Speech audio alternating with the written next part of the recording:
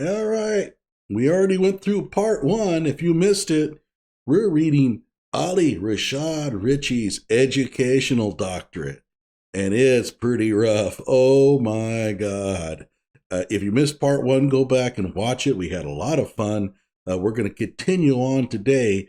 Now, and after watching part one, you're thinking, how in the world did the committee pass this? Oh, wait until you get through the end of this one. Hello out there. I am trying to get through. With his powerful brainwaves cradled in the warmth of reasoning, it's time for Johnny Walker Dread to straighten you out on a thing or two. Emanating all the way from exciting Las Vegas, Oklahoma, it's the Johnny Walker Dread Show. Again, go back to part one if you want to catch up on where we were. We continue on. Research also reflects economic constraints in obtaining higher education, especially for non-traditional Black students, becomes paramount. Wait, what? That doesn't make any grammatical sense. Research also reflects economic constraints in obtaining higher education, becomes paramount. Proofreading. It's a good idea. When looking at utilizing the higher education system, just a little tip, don't use utilizing. Just use use. Everybody does this, so I'm not going to knock them for it.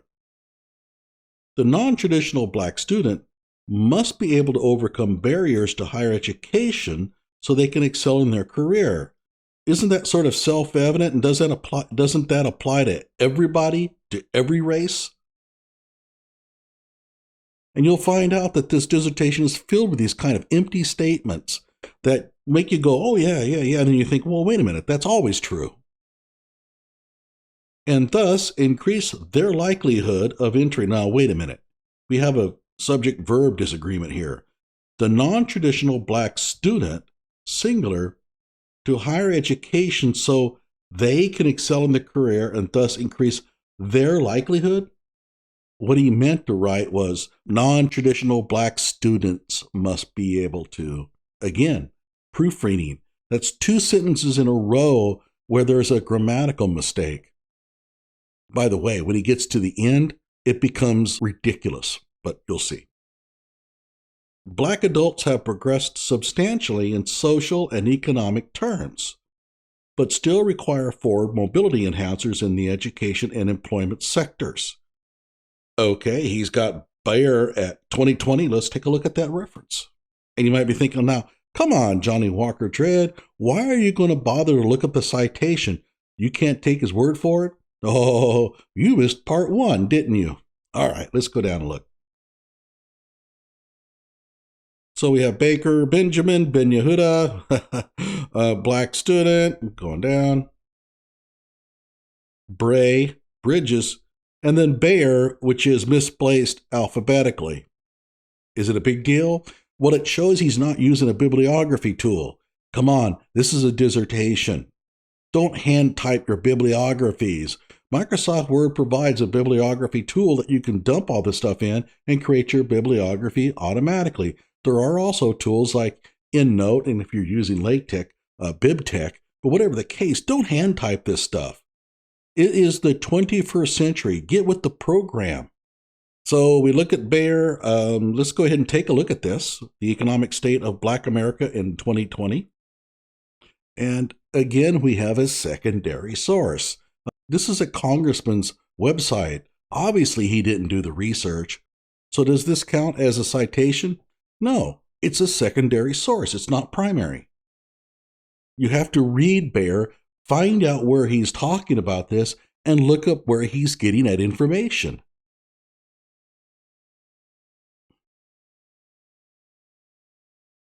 All right, we continue. The American government has provided proposals and the implementation of policies to address the social and economic disadvantages created by well-documented systemic biases in our societal construct. Oh, gee, I hate that term. Societal construct. Oh, whoop-de-doo. But here's the problem. Well-documented systemic biases? Then why are you not citing any of them? If it's so well documented, then you should have had no trouble listing the sources for that claim.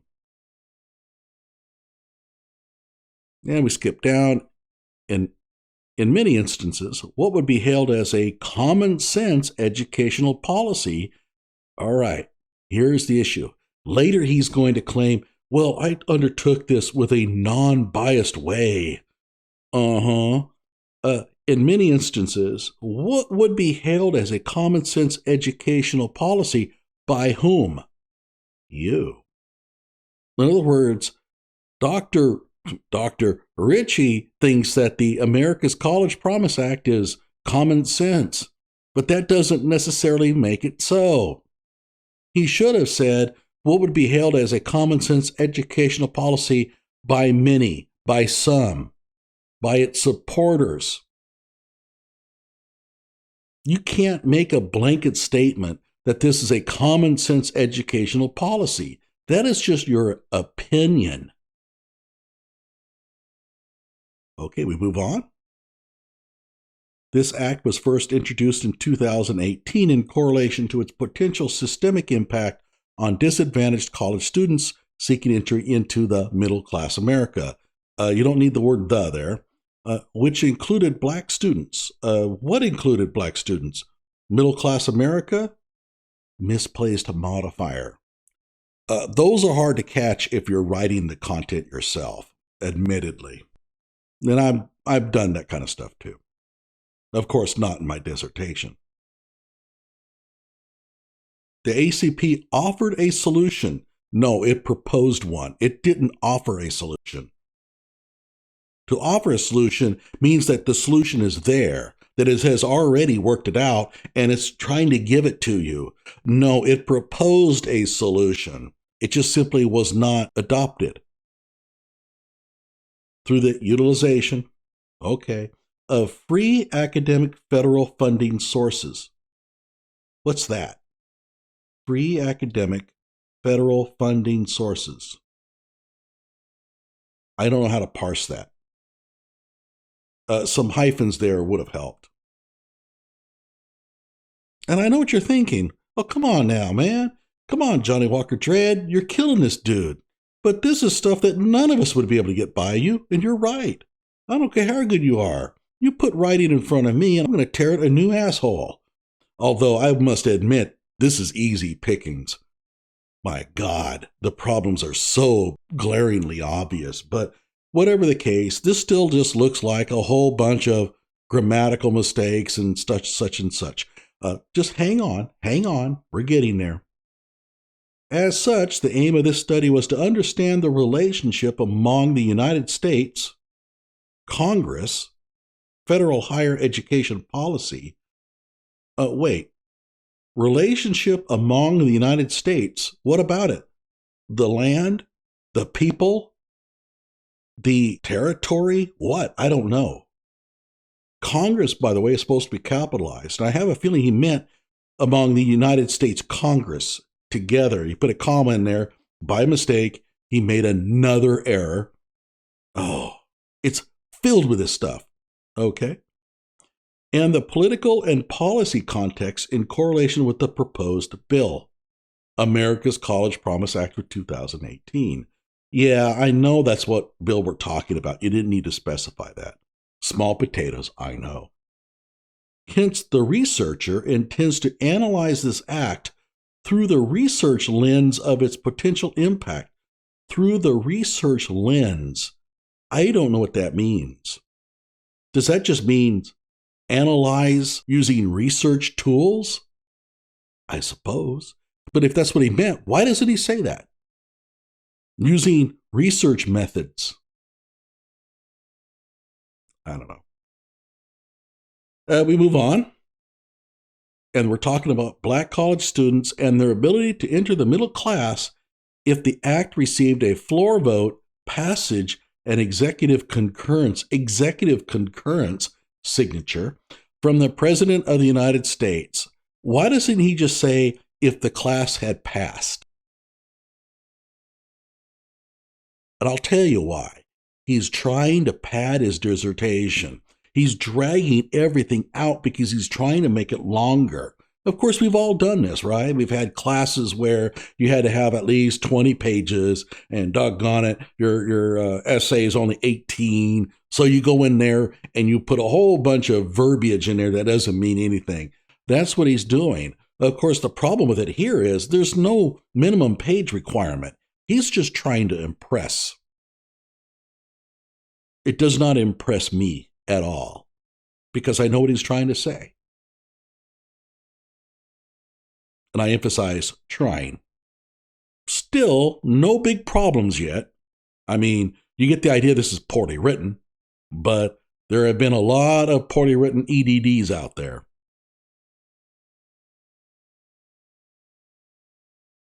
Let's move on. A common educational statistical expression often regards the opportunity gap between impoverished communities and higher education as a systemic economic barrier. A common education statistical expression and an opportunity gap? So all he's saying is students from poor communities typically find it harder to afford college. Why doesn't he just say that? A statistical expression, by the way, is incorrect. There's no distribution as far as I can tell here. You just simply have this value, you have this value, and there's a gap between them. That's not statistical. But it sure sounds pretty impressive, doesn't it?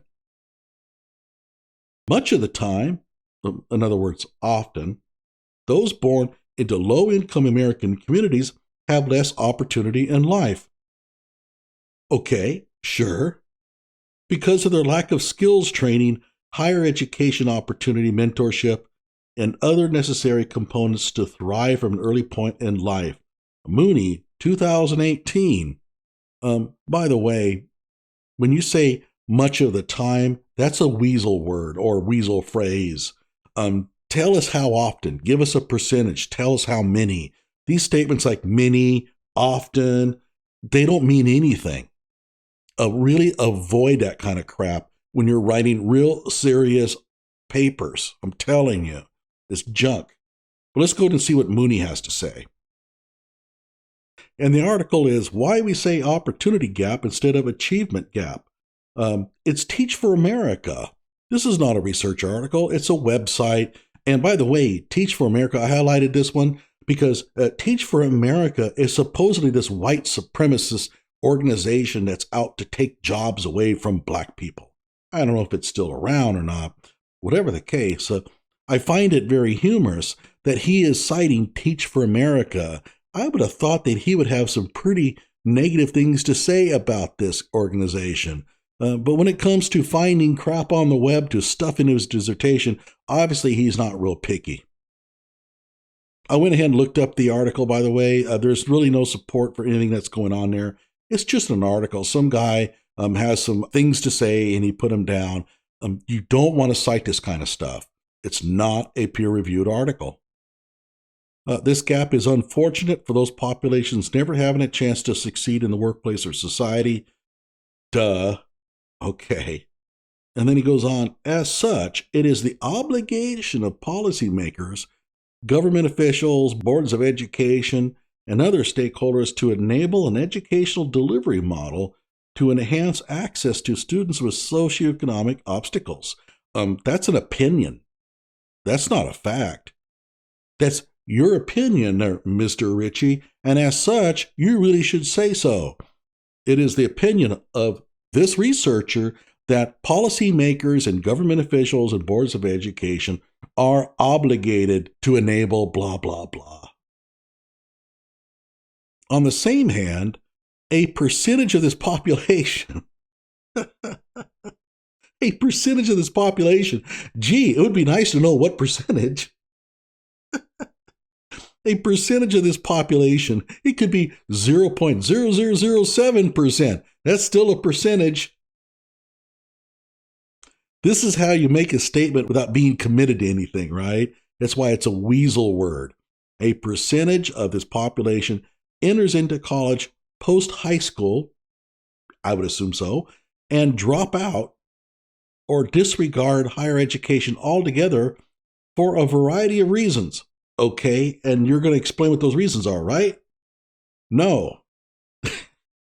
Think about how empty this statement is. How it says nothing. A percentage of the population graduates from high school, goes to college, and drops out. Yeah. If it was 70%, that would be profound. That would be worth putting down. But a percentage? I mean, come on. Don't do that kind of stuff. This establishes the need. A percentage, no matter how tiny, establishes the need for higher education opportunities. And equality, okay, whatever. For non-traditional students over the age of 24, well, I thought we were talking specifically about Black students that were non-traditional and over the age of 24. So what's the target population of the study?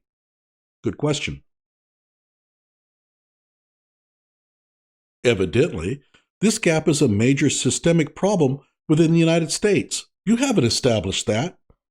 You have provided no evidence whatsoever to substantiate that claim. You can't just say evidently. That's called truth by blatant assertion. You just make the claim. It's clear that. This is good. The denial of the America's College Promise Act bill. The denial? Okay, why did you use that word? I'll tell you. The denial makes it sound like this was a great thing and it was taken away from them. It was denied. It was simply not passed. Nobody was denied anything. You might say the defeat of the bill. That would make sense because it was defeated. But he doesn't want to say that. And he goes, correlates with a slew of problems to the continued inequality. Again, grammatically, that doesn't make any sense. Black students may not be able to overcome common hardships without promise programs such as the ACP. And Black students may be able to overcome common hardships. Again, it's an empty statement. May not be able to. Well, you could also say may be able to. So what we're doing is we're making claims without really making claims. It doesn't get by me. When you write this kind of crap, I know you don't have a lot to say and you're trying to make it sound like you're saying a lot. Doesn't work.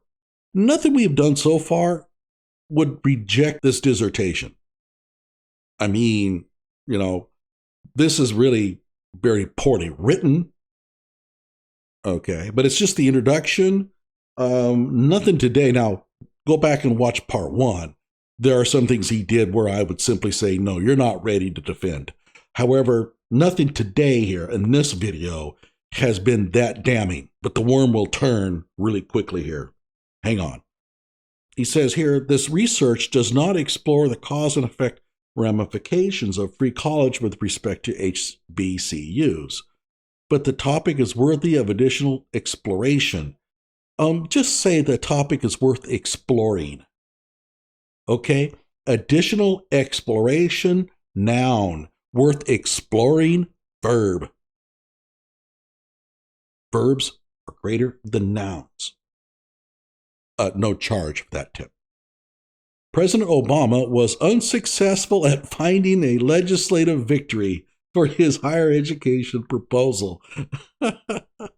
He is so biased. He's so biased that he doesn't even want to admit defeat. President Obama proposed a bill. The bill was defeated. It happens. Okay? It's a good idea to go ahead and admit it. Can you imagine the battlefield? We got a general and a lieutenant reporting. Lieutenant, did you take that machine gun nest? We were unable to find a victory. So you got defeated? Yeah. Oh, man. Just say President Obama's bill was defeated. Although the proposed Senate bill did not go through in 2015, why don't you just say, although the proposed Senate bill was defeated? did not go through. Democrats reintroduced a similar idea 3 years later. Okay.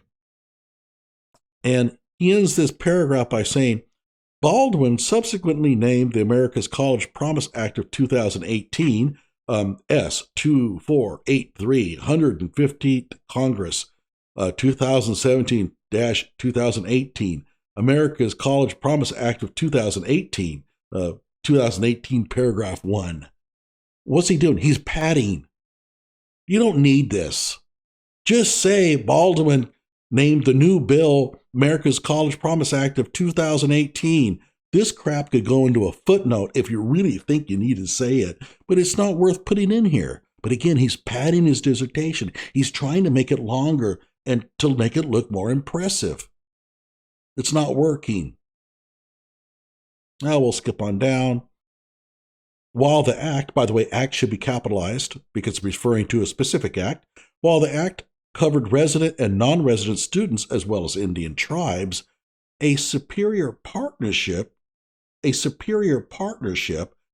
includes the creation of minority-serving institutions or colleges accepting non-traditional black students.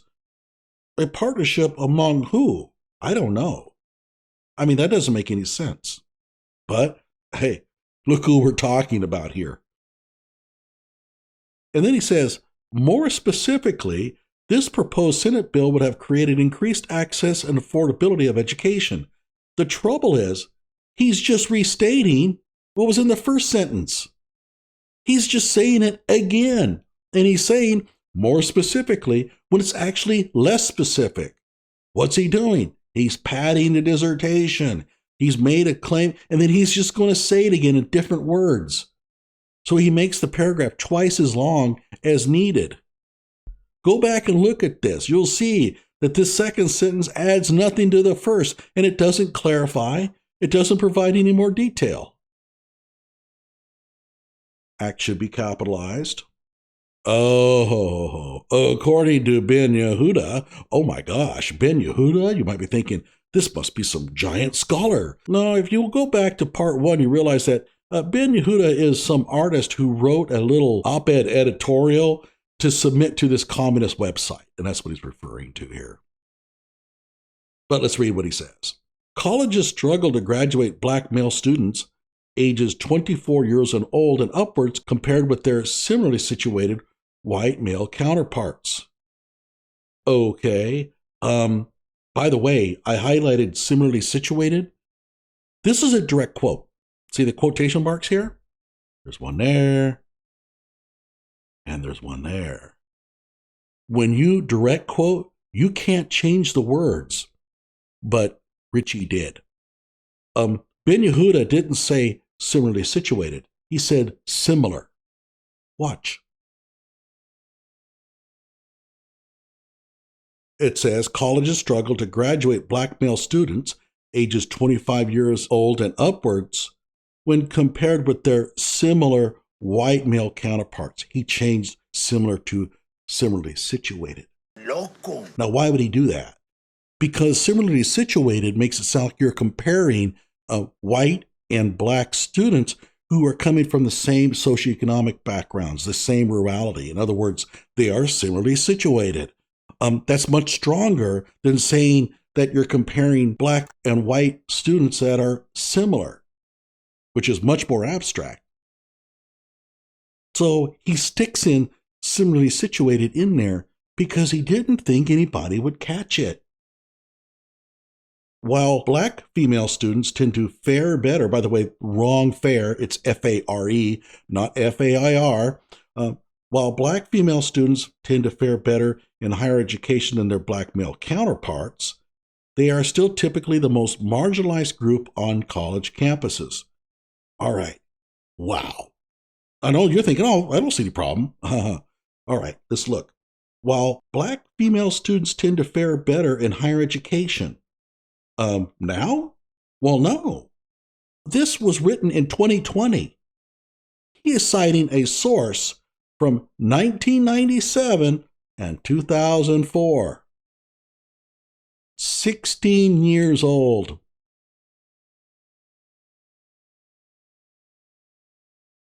And think about it. Black female students and how they fare in comparison to their black male counterparts has been studied all the time. Every year there are articles that come out about that. Why do you have to cite a source that's 16 years old? And that makes no sense.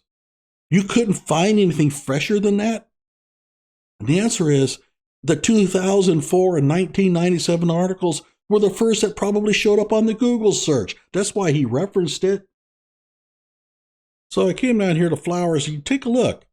It says here, Flowers 2006. Wait, I don't remember that. Let's go back up.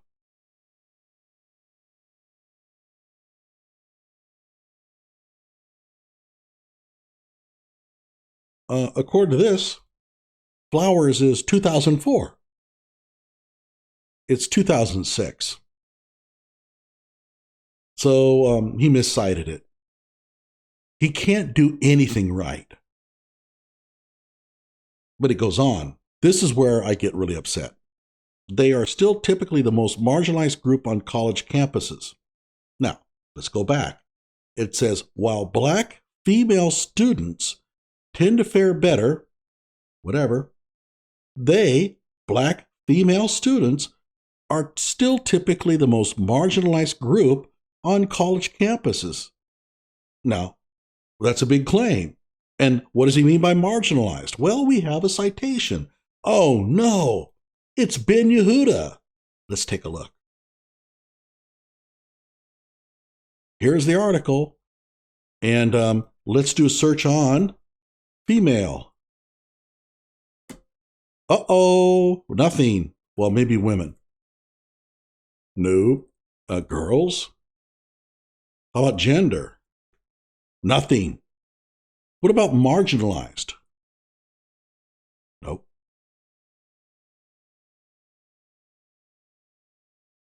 By the way, I did read the article. That stuff's not in there.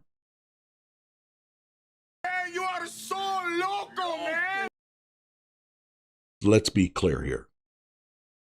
What he did here was absolutely... Hey, I'm the most local person in here. Inexcusable. What in the hell was he thinking? He cited a source from a communist website, a think tank, not peer-reviewed, just a collection of people's opinions that are posted on his website, a Marxist website, and nothing in the article is mentioned anywhere in this particular sentence. There's nothing in there about black female students. There's nothing in there about them being marginalized. This Mr. Richey is an asshole. He is an asshole. Who does this crap? I can't believe it.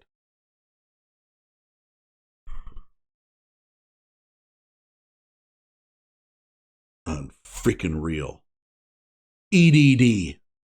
This is an EDD.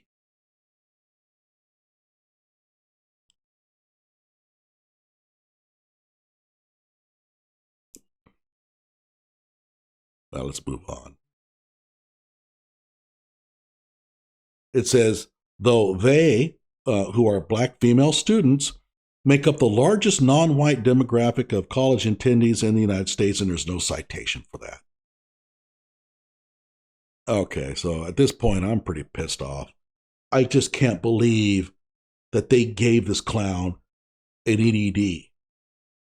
But this is not the worst of it. I'm just too tired to go on. He's going to pull the ultimate fast one here in the next installment. That's going to make your jaw drop. Unfreaking real. I can't believe that people get EDDs in this shit. Like my video, subscribe to my channel. Stay tuned till the next one.